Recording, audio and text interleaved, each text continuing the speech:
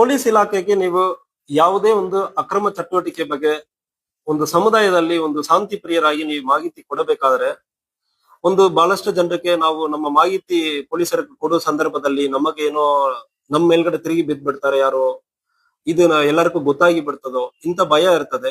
ಅದಕ್ಕಾಗಿ ಈಗ ಇದನ್ನು ಕಡಿಮೆ ಮಾಡುವುದಕ್ಕೆ ಮತ್ತು ಪೊಲೀಸ್ ಇಲಾಖೆಗೆ ಅನಾಮಧೇಯವಾಗಿ ನೀವು ಒಂದು ದೂರನ್ನ ಕೊಡುವುದಕ್ಕೆ ಒಂದು ಅವಕಾಶ ಇದೆ. ಇದು ಕರ್ನಾಟಕ ಸ್ಟೇಟ್ ಆಪ್ ಅಂದ್ರೆ ಒಂದು KSP ಆಪ್ ಅಂದ್ರೆ ಒಂದು ಮೊಬೈಲ್ ಅಪ್ಲಿಕೇಶನ್ ಇದೆ. ಇದು ಮೂಲಕ ನೀವು ದೂರನ್ನ ಅನಾಮಧೇಯವಾಗಿ ಕೊಡಬಹುದು. ಸೊ ಕೊಡುವ ಸಂದರ್ಭದಲ್ಲಿ ನಿಮ್ಮ ಫೋನ್ ನಂಬರ್ ಇರಲಿ, ನಿಮ್ಮ ಮಾಹಿತಿ ಇರಲಿ, ಯಾರು ಕೊಟ್ಟಿದ್ದಾರೆ ಎಂಬುದ್ರ ಬಗ್ಗೆ ಸಂಪೂರ್ಣವಾಗಿ ಯಾವ ಒಂದು ಡೀಟೇಲ್ ಯಾರಿಗೂ ಸಿಗಲ್ಲ, ನನಗೂ ಕೂಡ ಸಿಗಲ್ಲ. ಈಗ ನನ್ ಮುಂಚೆ ಈಗ ವಿಡಿಯೋ ತಗೊಂಡ್ಕೊಂಡಿರುವ ನೀವು ಈಗ ಒಂದು ಮಾಹಿತಿ ಕಳಿಸ್ತೀರ ಅಂದ್ರೂ ಯಾರು ಕಳಿಸಿದಾರೆ ಅಂದ್ರೆ ಗೊತ್ತಿರಲ್ಲ, ಮಾಹಿತಿ ಮಾತ್ರ ಇರುತ್ತೆ. ಉದಾಹರಣೆಗೆ ಒಂದು ಅಕ್ರಮವಾಗಿ ಮದ್ಯ ಮಾರಾಟ ಮಾಡಬಹುದು, ಇಲ್ಲ ಗಾಂಜಾ ಸೇವನೆ ಮಾಡಬಹುದು, ಒಂದು ಟ್ರ್ಯಾಕ್ಟರ್ ಅಲ್ಲಿ ಶಬ್ದ ಮಾಲಿನ್ಯ ಹಾಕೊಂಡು ಹೋಗ್ತಾರೆ, ಅವ್ರ ಬಗ್ಗೆ ನೀವು ಮಾಹಿತಿ ಕೊಡ್ಬೇಕಂದ್ರೆ ಸೊ ಇದು ಮೂಲಕ ಕೊಡಬಹುದು. ಸೊ ಇದರಲ್ಲಿ ಏನ್ ಮಾಡ್ಬೇಕಾದ್ರೆ KSP ಆಪ್ ಅಂದ್ರೆ ನಾವು ಪ್ಲೇ ಸ್ಟೋರ್ ಹೋಗ್ಬೇಕು. ಪ್ಲೇ ಸ್ಟೋರ್ ಅಲ್ಲಿ ಹೋಗ್ಬಿಟ್ಟು KSP ಆಪ್ ಅಂದ್ರೆ ಒಂದು ಓಪನ್ ಮಾಡಬೇಕು. ಆಲ್ರೆಡಿ ನನ್ನಲ್ಲಿ ಡೌನ್ಲೋಡ್ ಮಾಡಿ ಇಟ್ಕೊಂಡಿದ್ದೀನಿ.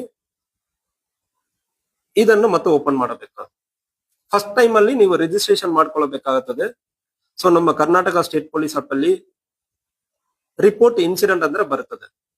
ಇದು ಕನ್ನಡದಲ್ಲಿ ಕೂಡ ಬರ್ತದೆ. ನಿಮಗೆ ವೆರ್ಷನ್ ಅಲ್ಲಿ ಲ್ಯಾಂಗ್ವೇಜ್ ಸೆಟ್ಟಿಂಗ್ಸ್ ಅಲ್ಲಿ ಹೋಗಿ ಕನ್ನಡ ಬೇಕಾ ಇಂಗ್ಲಿಷ್ ಬೇಕಾ ಅಂದ್ರೆ ನೀವು ಮಾಡ್ಕೊಳ್ಬಹುದು. ಈಗ ರಿಪೋರ್ಟ್ ಇನ್ಸಿಡೆಂಟ್ ಅಂದ್ರೆ ಇರ್ತದೆ. ಎಮರ್ಜೆನ್ಸಿ ಅಂದ್ರೆ ನಾವು ಪ್ರತಿಯೊಂದಕ್ಕೂ 112ಕ್ಕೆ ಕಾಲ್ ಮಾಡಬಹುದು. ನಾನ್ ಎಮರ್ಜೆನ್ಸಿ ಸಂದರ್ಭದಲ್ಲಿ ನಾನ್ ಎಮರ್ಜೆನ್ಸಿ ಅಂದ್ರೆ ಹಾಕೊಂಡು ಈಗ ಯಾರಿಗೆ ನಾವು ಮಾಹಿತಿ ಕೊಡ್ಬೇಕು, ಬೆಳಗಾವಿ ಜಿಲ್ಲೆಗೆ ಮಾಹಿತಿ ಕೊಡಬೇಕು.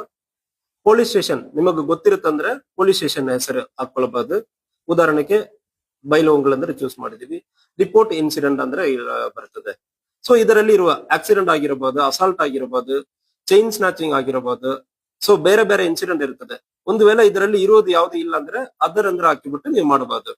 ಉದಾಹರಣೆಗೆ ಗಾಂಜಾ ಸೇವನೆ ಮಾಡ್ತಾರೆ ಅಂದ್ರೆ narcotic drugs.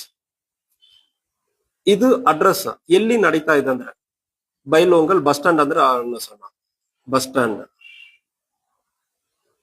Next details of the incident, ಯಾರು ಮಾರಾಟ ಮಾಡ್ತಾರೆ, ಎಲ್ಲಿ ಮಾರಾಟ ಮಾಡ್ತಾರೆ, ಅವ್ರ ಕಾಂಟ್ಯಾಕ್ಟ್ ಡೀಟೇಲ್ ನಿಮಗೆ ಎಷ್ಟು ಗೊತ್ತಿರುತ್ತದೋ ಅಷ್ಟು ಡೀಟೇಲ್ ಅನ್ನು ನೀವು ಕೊಡಬಹುದು. ಸೊ ಇದರಲ್ಲಿ ಫೋಟೋ ವಿಡಿಯೋ ಯಾವ್ದು ಅಟ್ಯಾಚ್ ಮಾಡೋದಕ್ಕೆ ಅವಕಾಶ ಇರ್ತದೆ. ಇದನ್ನು ನೀವು ಬೇರೆ ಬೇರೆ ಕಾರಣಗಳಿಗೂ ಯೂಸ್ ಮಾಡಬಹುದು.